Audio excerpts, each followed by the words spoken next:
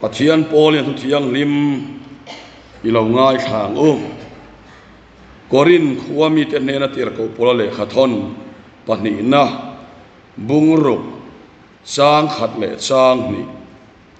ilau ngai thang tin pathian khongai na chu sot pui lova in mu lo na turin ama tho pui tu ten kan ngen siam ma cheu hun lom oma ka ngai tha chia chandam na nia ka chan pui che tiani sia ngai te tu ni hun lom om chuani ya ngai te tu ni chandam na ni chuani korin khuami te ne tir ko pol le khathon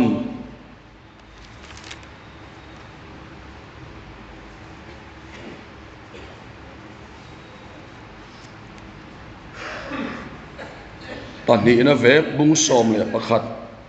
sang ni pathian thik na in asin ka thik cheu ni Kristan ne na chuan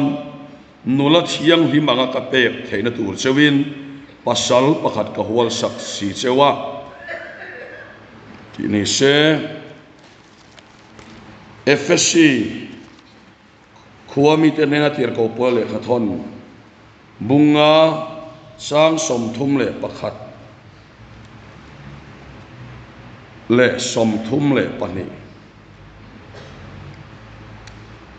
chumia wang chuan mi pain anu le pa kal solin puya vuanang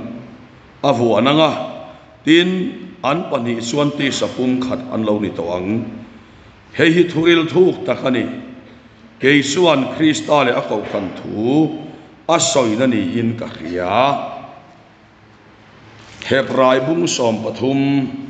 lo chia le ang chang li mi zong zinga in nei hi choi moi nom sela khumpo ti bol ro lovin om ro se athu kan siar lal pan kan satan malmin som sak ro se le hei zanina camping follow up zam khatna kan chon do na zan ina karil ruwa lo om lian deuh chu hei camping follow up kan han na ya kan camp dan hi tho chan nia rong bol tu camp kan lu ta ti chuan ni lai zinga kan suaka ni lai dar soma a camping voi ni na mi pui camp kan lut le a in rin ni tu ka kan suak le maya mi khing zona ngai to chuan akar laka follow po mi alawahan in ti phur ton na tur po kem pars masa te tan poa kem pa kan thu te ataka han biak in chunga pathian han fak puyemo lom na emo han phuan chona hun om lova choti sung chuan ne kan han kem patin khotlanga kem chuak bo ruak han siam le tur po in kan lut lang nga la kan soi nga le pop popa chut yang angkara chuan karin lo ang deuh han ti te ang mi te ina zar pot an soi ang deuh kha kaputa lo tlat maya an lam ngai lo dia an lam tlem thei lo to kan pia ma se karin ai in lo lam na sa dei maya e avoi ni na kan han tia akem paraspo chuti lu tukin kan tam lova mi som puwa le pakhat bor vel kan nia chuti sung chuan chu karil ruwa om ania pathian kan fakna sa de maya tin lam tu le ron chuak ve lo te po kan mela pathian na tho kan filani ti riat thei tur alang na sa le bokin ka ria peilo wa za ya oma lam chuak lem lo hla thua lo cheng mel hi om ve bokani ha kha aro pui lo ran suang mi lova pathian thuwa kan chian hi apoi mo lai berani a in kan camping directorina aron soi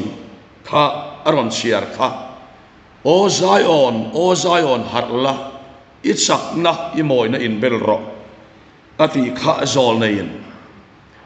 harla ti hian min tia pathian thu hian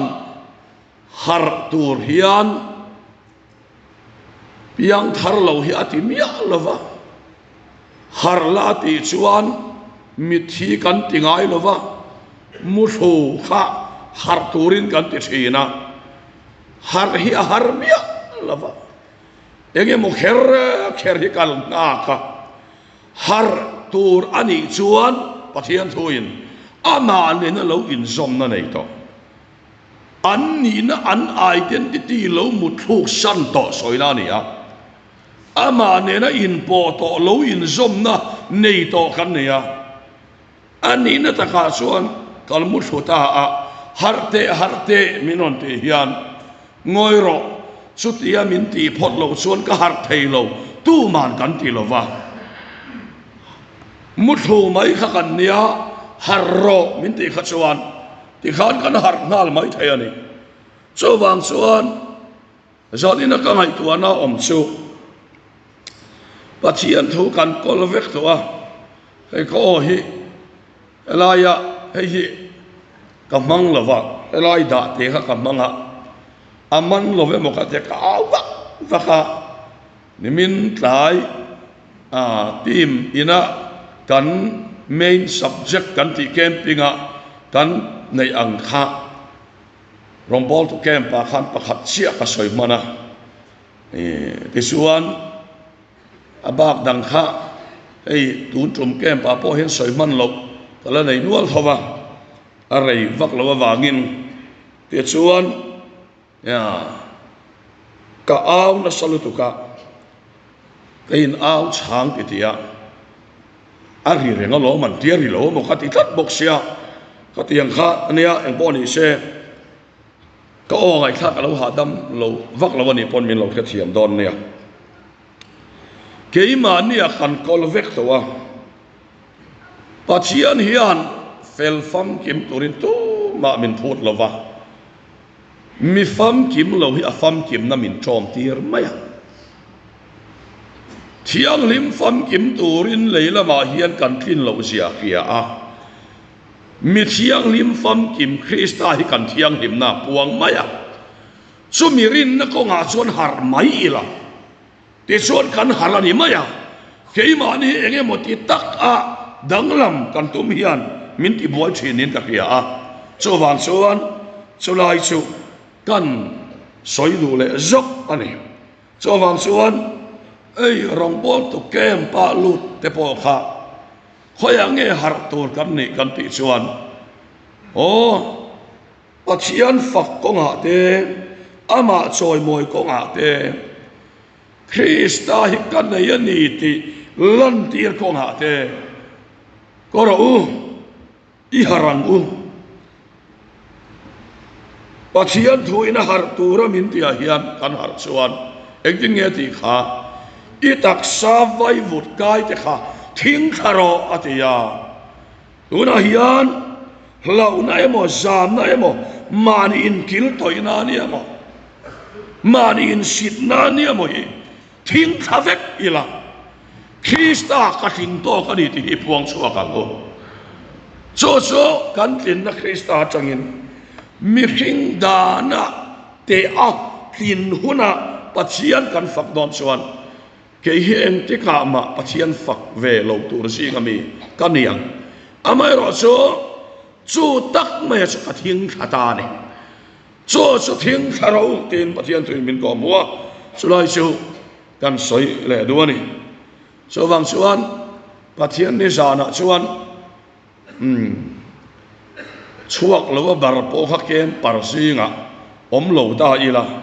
lam tual hi zawanga yani chuan ko khan committee hian an zo khemia don lavani an soi lo na an mena tang hena lang vek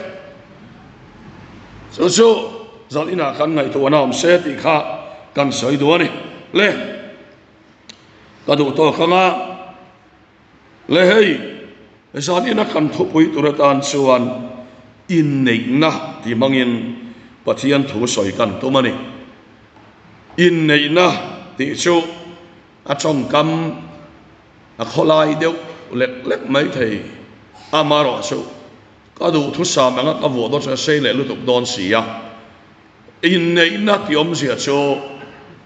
kan soi tum bera chu enge ni kan ti chuan Krista ne na in nei na ti na ni chumi om sia chu zan ina hian soi kan to mani hei Bible a hian si khang khangin min ko muwa tlan na chan dam na ti te po oma ti chuan pathian le mi khing in pum khat na hi Bible in nei na angina soyani chumi in nei na chan china chu zaina hian soi kan to mani eng wange kan ti chuan zan ina hian in nei na mia chian lo chuan eng ma ain chom thei lova ain pum khat thei bok lova ni so va so pathian thuin min ko muwa ani na ta kha chuan Krista lua pui tu kan ni rombung ria ta sang som di paria ta te min ko muwa Krista lua pui tu kan ni thu fa kan ni chuan ro lua tu kan ni Krista lua pui tu atia sumi ro lua na tak tak chu mi in asan lo chan chu in nei na om lo wang ani in nei na reng reng a chuan thil nei khan in choma chu pathian ro Krista amin ron pe po hi anei tu ni na tak tak chang tu chuan in pum khatanga yani so sa ina hian kan ri ruwa lo khetang tai la chu in nei na chu pathian thu hian Krista ne na kan in nei na hi mi khing le mi khing in nei na mang hian aron te khinani so chu pola chuan or Genesis ami ron la in chuti chuan mi pa in anu le pa kal sananga anu puya vuanang FSC bunga a chang som thum pakhata min ko muwa ti chuan ti sapum khat an lo ni to ang atiani hei hi thuril thuk tak Krista le akau khan thua soina ni in kei chuan ni in ka kia aron tia kei chuan hei hi thuril thuk tak Krista le akau khan thu asoina ni in ka kia atiani chowang chuan Krista le kau khan ho in nei na hi mi hing le mi hing in nei na mangin aron soi fi atani atiani chu mi hing le mi hing in nei na hi abul ani lova atop ani lova Krista le mi hing in nei na Krista le kau khan in nei na lim tha ani en tina turani ti in ona chuan aron soi fi ani la ti hian soi ta ila in nei na chu mi an lo in nei to chuan nula le tlangwal nula in pasal anei to chuan adu du da na pasal an anei ma a om ang khan om thei to lova adu du da ni na kal thei to lova aleng thei to lova chiana kom thei to lova a pasal thun wa ya alu to ni so tiang sia chuan mi pa tlangwal po in nu po ya nei to chuan a tlangwal la ya zalen taka anun le hun song song atana amang ang khan amang thei to lova anun le hun kha anu puita ani to ani ani nei ton to ni chút yang chia chuan nula po anun le hun ata ani kha ta ni to lova apasal ta alo ni to ni chu nu pa kan in nei hian alo piang thina ni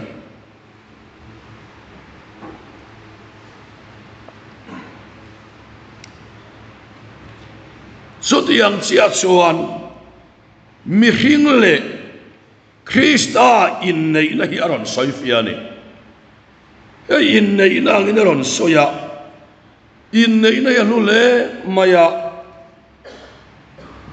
zanina khan kha kan han Indian tira ti member kha nupui pasal phulo deu in nei hian oma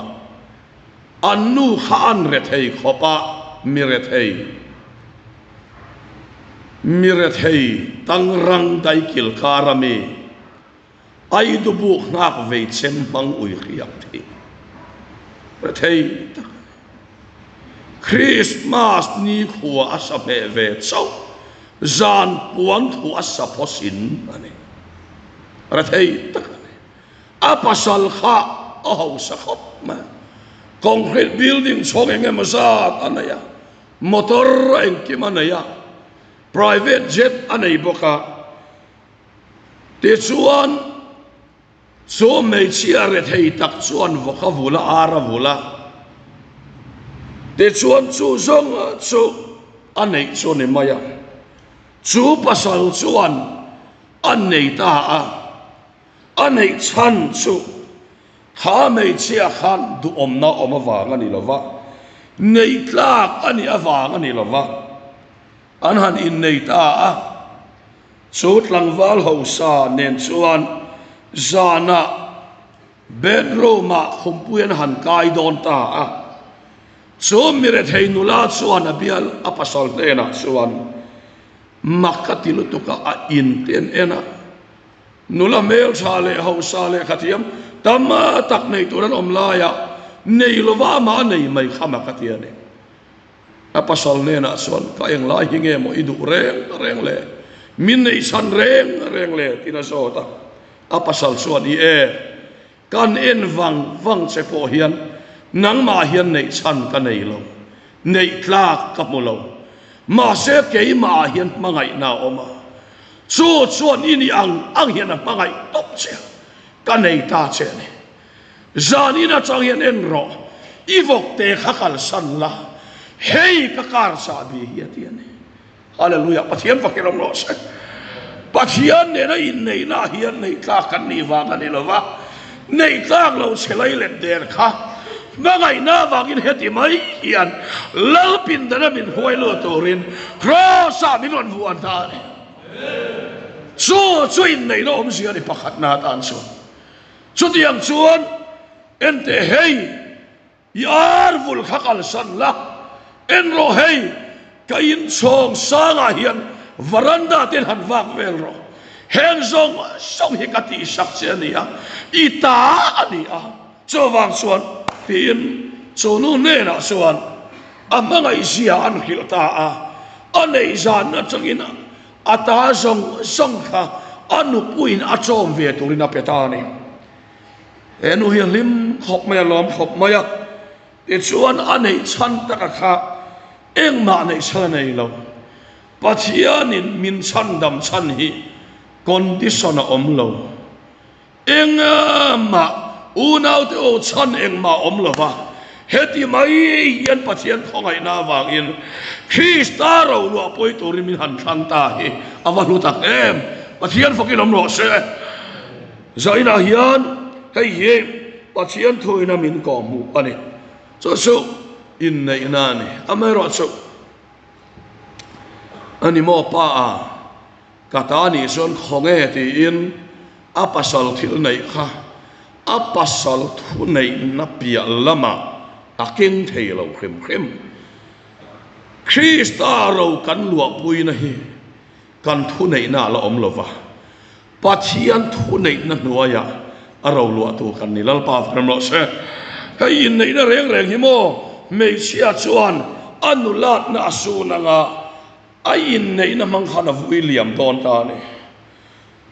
tan rama hian chandam na kan sianga tlan na kan sianga in nei na kan siang lo hi mo sual tak hi kanang ka dia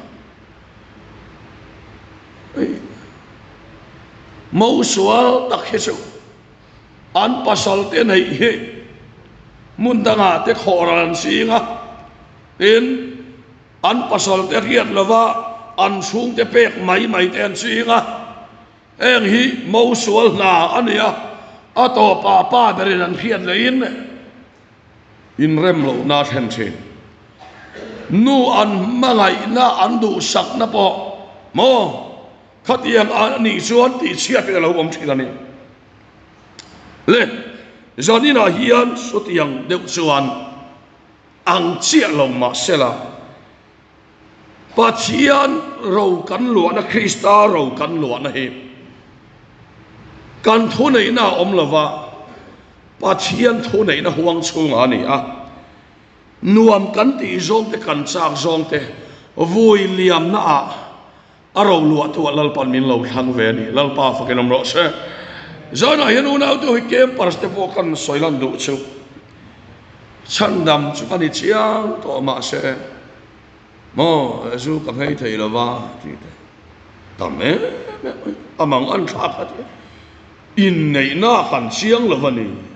chandam chu kan ni ma se dam doi ka tia ti mai la ka chandam na bo don suang lo ti mai to khi kan rama kan lo om ne le nok se la lo ngai tua chiang ro pathian chandam nei in nei na in pum khat na ni hei hi zanina kan soilan do so ni in nei na ni ya zanina khan ei zar patsonin khia record ania soyan du lo mai then ma ni son ma se ro pui ga tia KISP kar senior 10 an testimony min khil hian chu chon mi challenge stream mo chu zanina ka selo ka nga hei revival speaker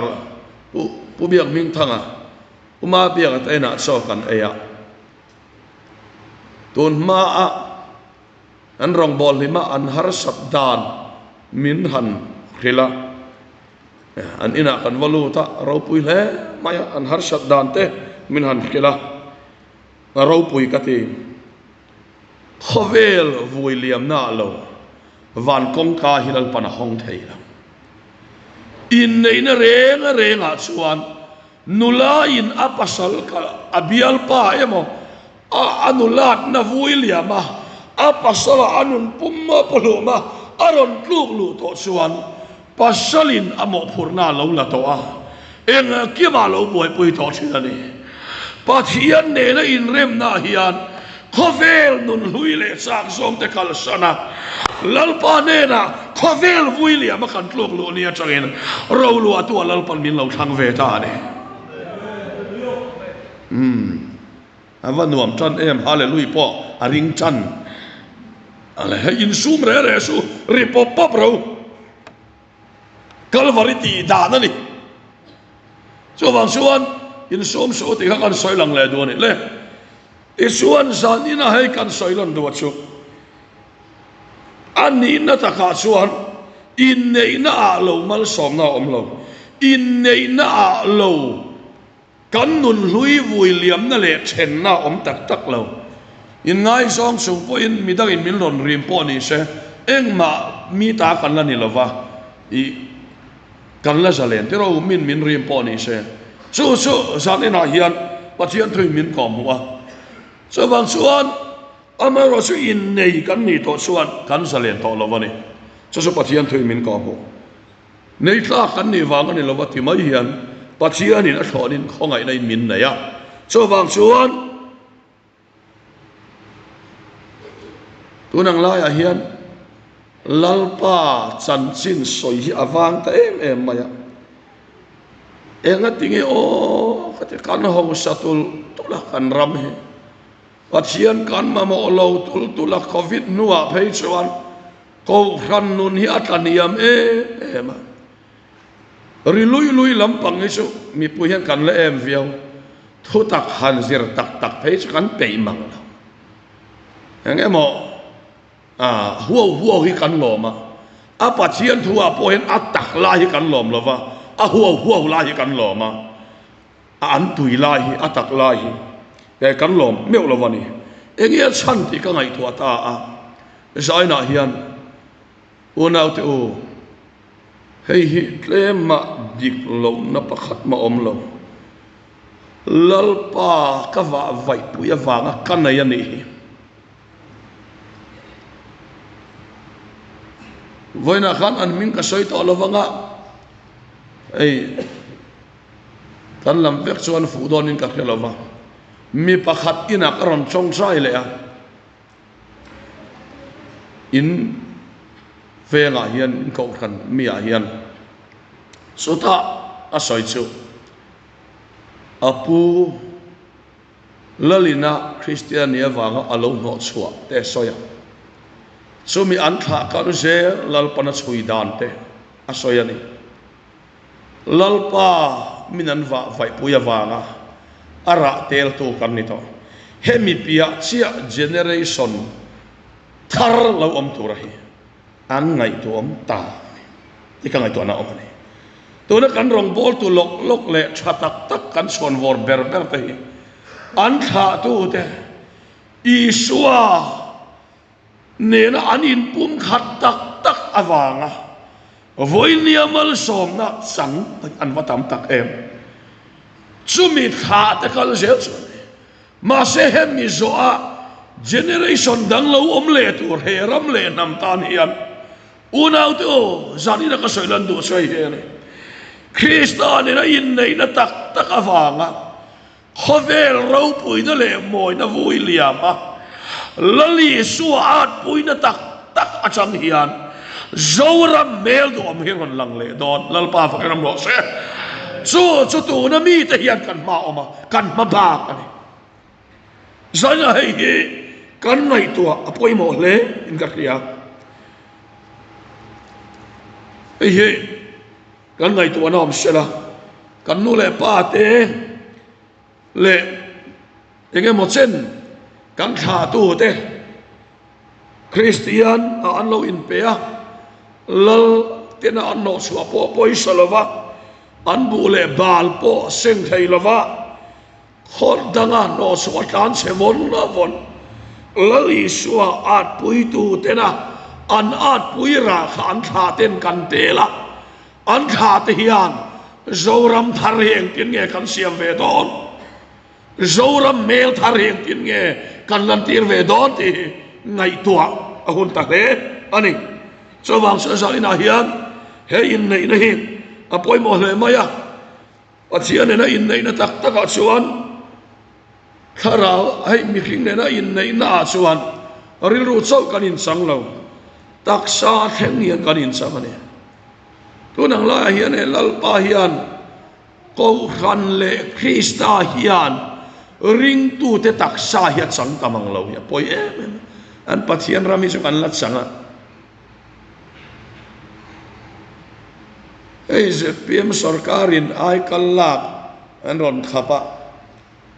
an phal to lova ko nan la mi khap ve chin ni lo mo le ka ti ai kallak taksa biak in theng si lo taksa a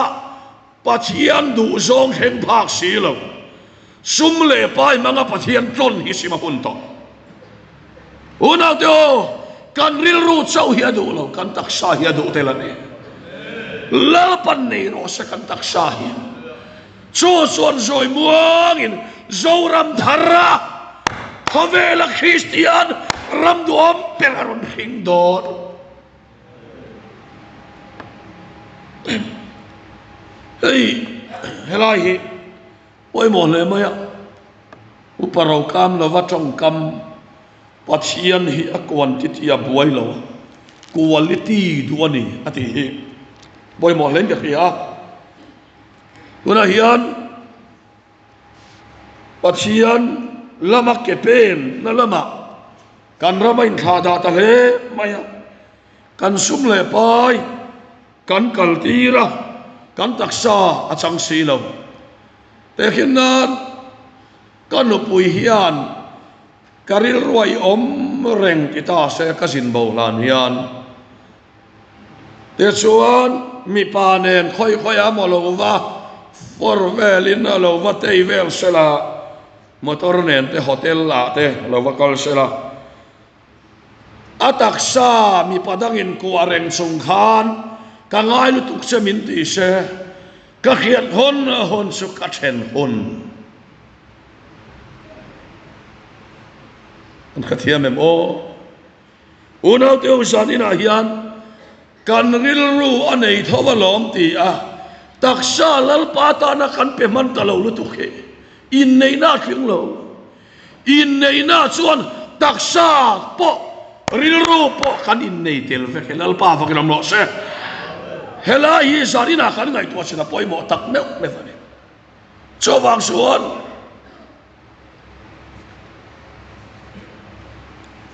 pathian ne na ka in pek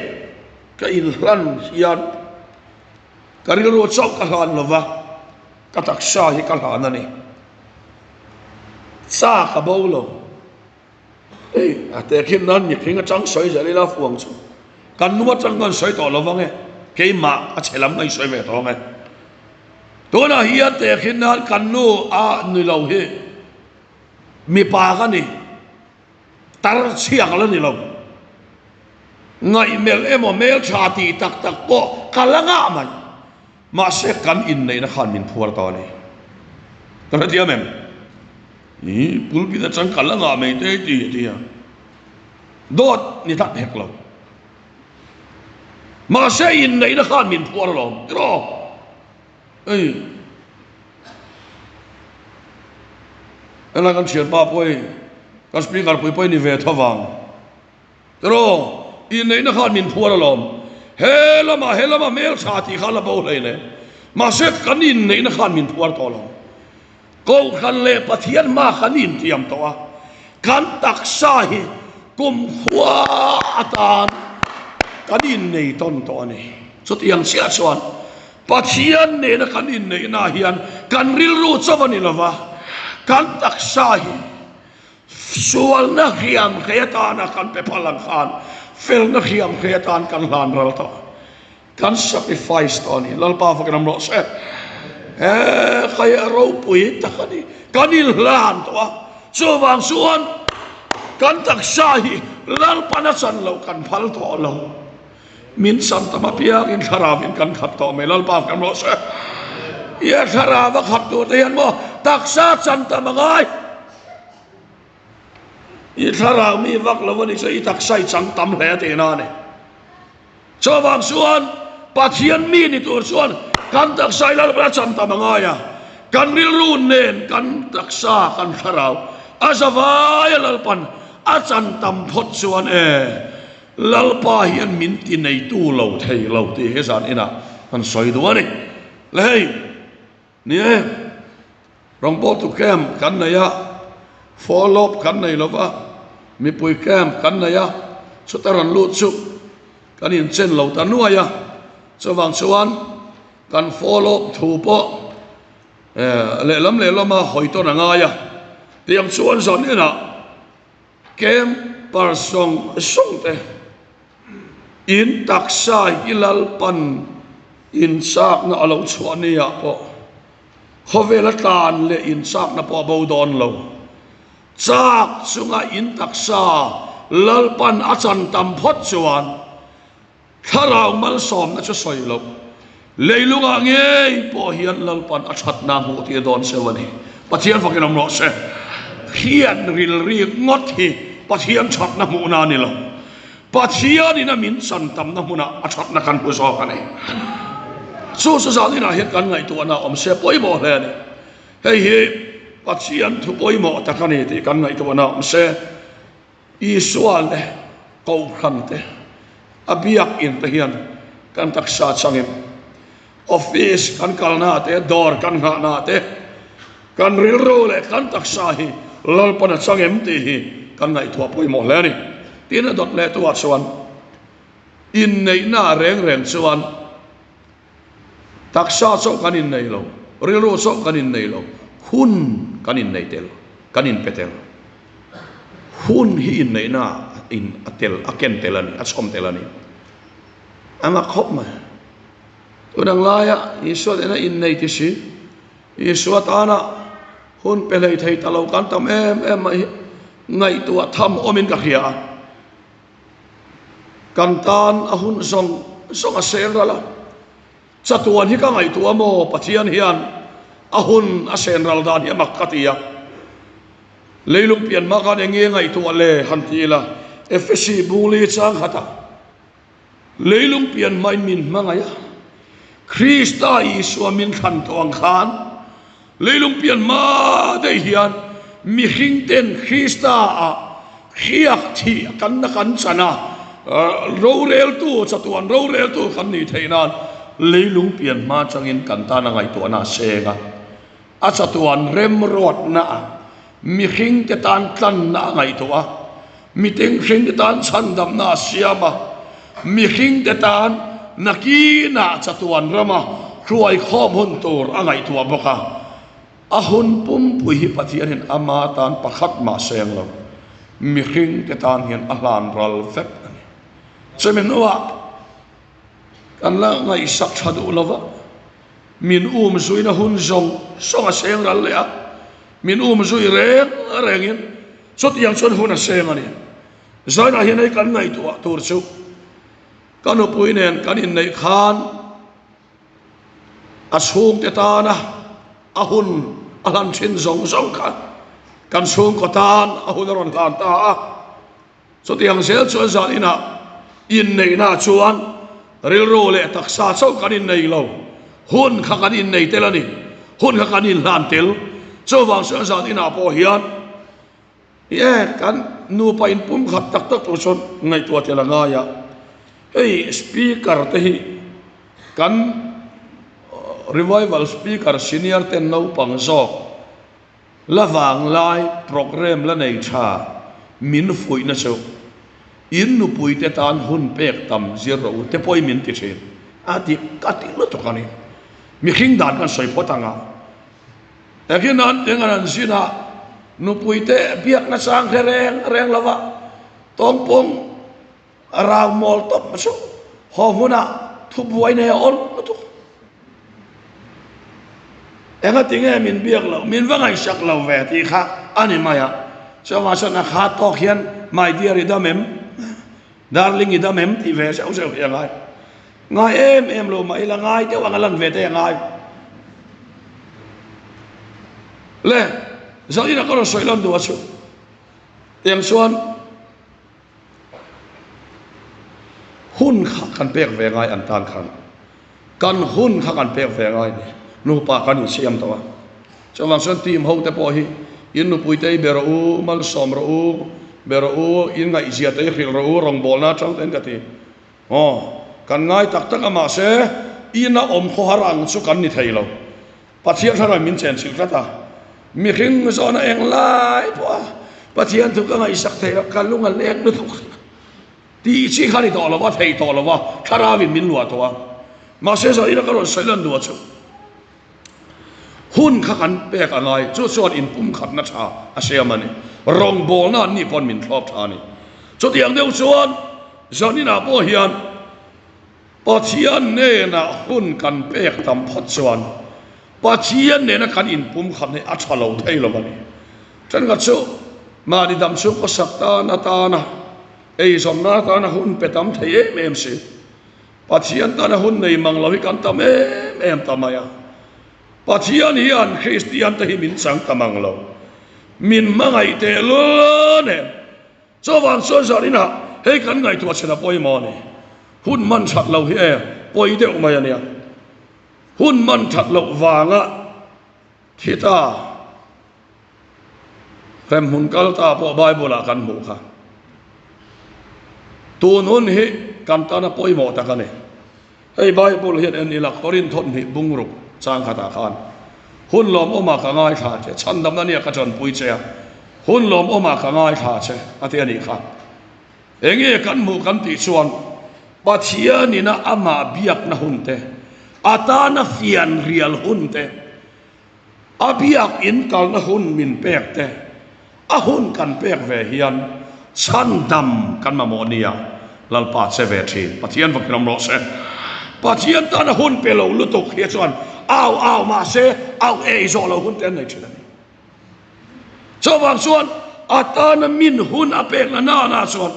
kan au na sang kan khiat lo po hian kan ma mo tia khiat to son lalpa lo chele thin so wang so zan ina hun pek hi in nei na tela nei ti hi kan soi do a so wang chuan hun pek hi trong trai nan phong voin chu office kan kalani point voin chu in rin ne nia phong biak in rin ni sana kan in khom te kan lo pon voin chu chuna phong minute som thum tal minute som thum tal hun kan petayang ati lam tur ka soya in pur mel lo ria biga kia không ai nó sọt quay là vợ in mù lộng nó tù rin là thì không không ai nó sọt quay là vợ cắn mù lộng nó tù rin ấy nhé cắn thì về tù khá rào hi cắn ảo ta chiếm thầy lâu hun bè ila Paul cắn mà màu hun min Paul mấy là ba phải cái lòng lọ xe hay cắn vợ trong trai là khan mình Paul pup lâu mấy thầy hun cắn vợ bè lại khan mình lên bè pup lâu mấy thầy mà xe atana hun pek hisu kan ma mo huna lalpa hian kan tan huna pe ve thi lalpa fa kanam lo se ani swe kan ma mo huna hei dam lo hian tro ramlun no ta changa civil hospital ron pan tu rian te khin nan ril lo puak thut da sela kan tlai pal thei chan pui var to nai rengania ma se atana hun kan pek suan aserang luto atana min hunan pek suan an mamo nia puyan ngai ni khuti hi kan khil ngai lo wina khetlat se alpa vakram lo se khai so wa so sa ni na hian ani na ta kha suan felte chat te hi cha atok lo zadina hian so to mai lo enge poimo kan ti so ina hian pathian ta na hun pek hi apoimo tak se tani thế sao thế nào bác sĩ thuê mình có mua này tin hay hậu nun hi kan uar mà hậu son hun hi pek mấy thầy ạ Amar cuma ni afian riala pathian ta na hun pek tam lo suan so po son min ti chak zo tak lo ka so wang suan zat ina hian hun kan pek tam hi apoi mo em ani ti pathian thuê mình có mua này ayan han en ila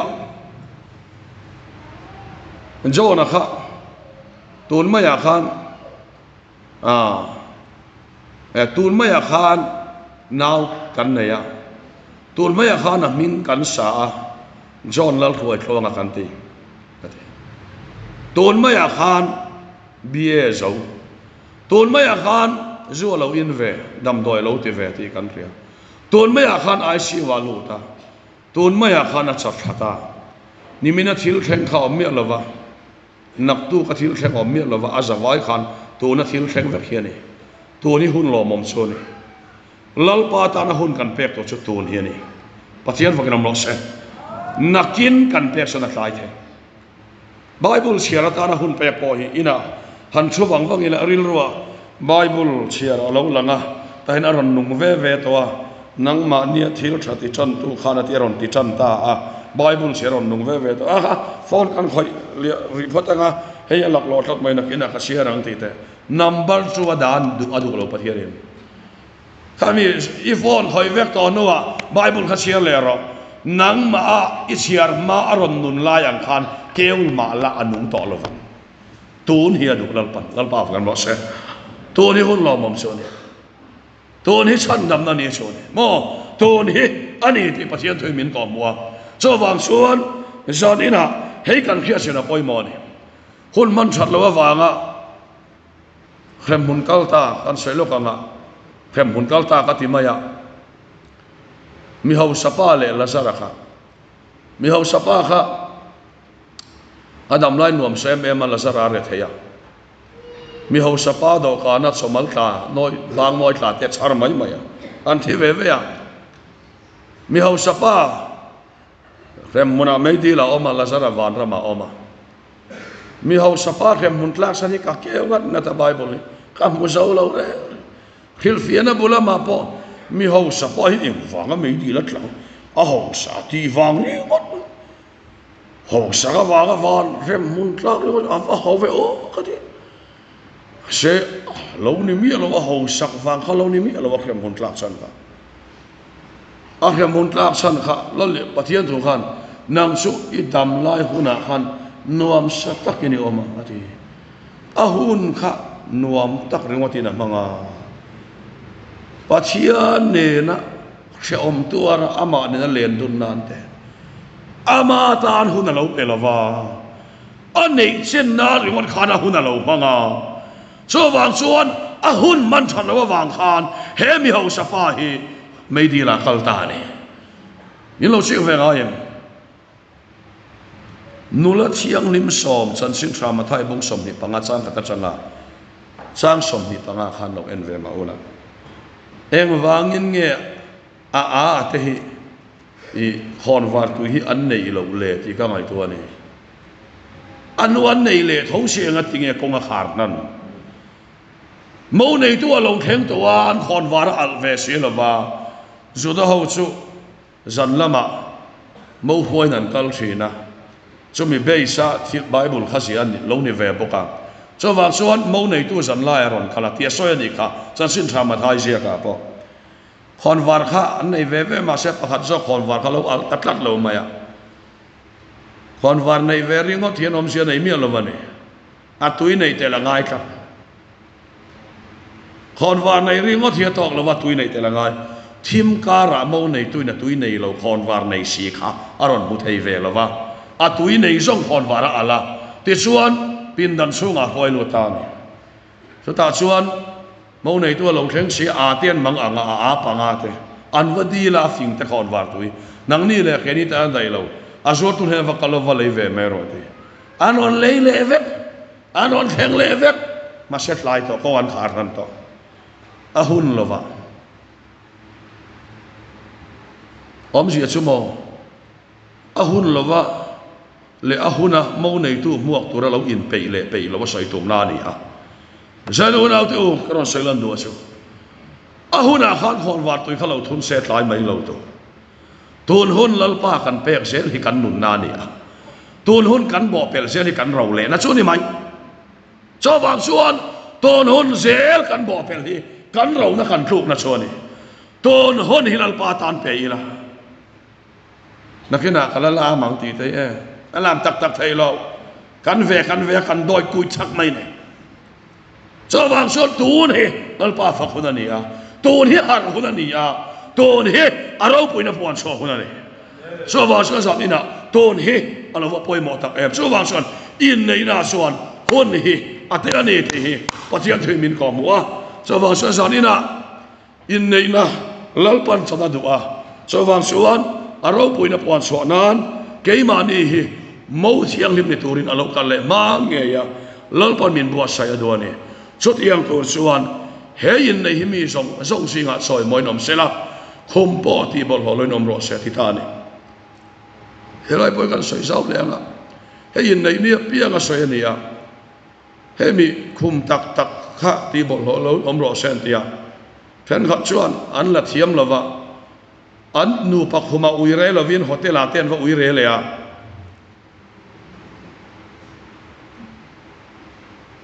hatiang kha pathian na pom em mi pom love ani na taka chone khum zeril zo kan soyange isaya bung som ni pariat sang som nia khum chu thona na toy sia puan thua po in sil na te lu tu kan ni khum chu kan tak sai la ne le ani taka chon mo khum pakhata mi panian mu nga